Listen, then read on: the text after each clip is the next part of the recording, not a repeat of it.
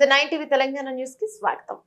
ఈ రోజు Ramayampet circle office నందు circle inspector of police Shri Venkateshwara గారి ఆధ్వర్యంలో మండల వ్యవసాయ శాఖ అధికారులతో కలిసి రామయ్యంపేట మండల వ్యాప్తంగా విత్తన వ్యాపారం చేస్తున్నటువంటి డీలర్లకు అవగాహన కల్పించడం జరిగింది.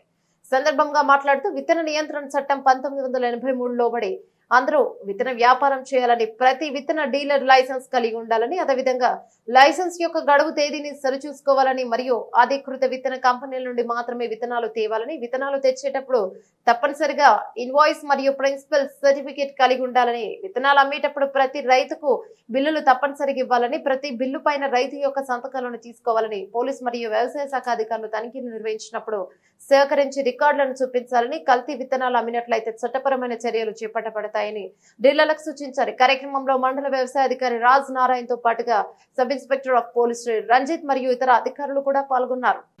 అందరికీ నమస్కారం. ఈరోజు మన రామాయపేట సర్కిల్ ఆఫీస్లో మన రామాయపేట మండలంలోని సీడ్ షాప్స్ యజమానులతోటి ఒక అవేర్నెస్ ప్రోగ్రామ్ చేపట్టడం జరిగింది.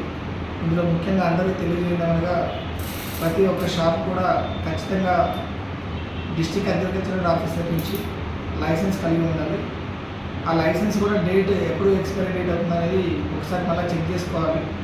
ఒకవేళ ఇంకా టైం దగ్గర పడుతుందని చెప్పి తర్వాత చూద్దామని అనుకుంటే మళ్ళీ ఏదైనా కేసు పెట్టుకునే అవకాశం ఉంటుంది. తప్పనిసరిగా ప్రాపర్ లైసెన్స్ ఉండాలి. అదేవిధంగా వచ్చిన స్టాకు రిజిస్టర్ అనేది ప్రాపర్గా మెయింటైన్ చేయాలి. బ్యాలెన్స్ ఎంత ఉంటుంది, ఎంత సేల్ అయింది అనేది ఖచ్చితంగా ప్రతి రికార్డు డే వైజ్ ఆఫీసర్లు చెక్ చేస్తారు. ఎట్టి పరిస్థితుల్లో కూడా స్పూరియస్ సీడ్స్ అమ్మడానికి వీల్లేదు. అలా అమ్మినట్లయితే సీడ్స్ యాక్ట్ ప్రకారం మీ మీద చట్టరీత్యా చర్య తీసుకోబడుతుంది. అదేవిధంగా ప్రతి రైతుకు కూడా తప్పనిసరిగా బిల్ ఇవ్వాలి. రైతు యొక్క సిగ్నేచర్ కూడా బిల్ మీద తీసుకోవాలి. ఇన్వాయిస్ కంప్యూటర్ జనరేటెడ్ అందించాలి.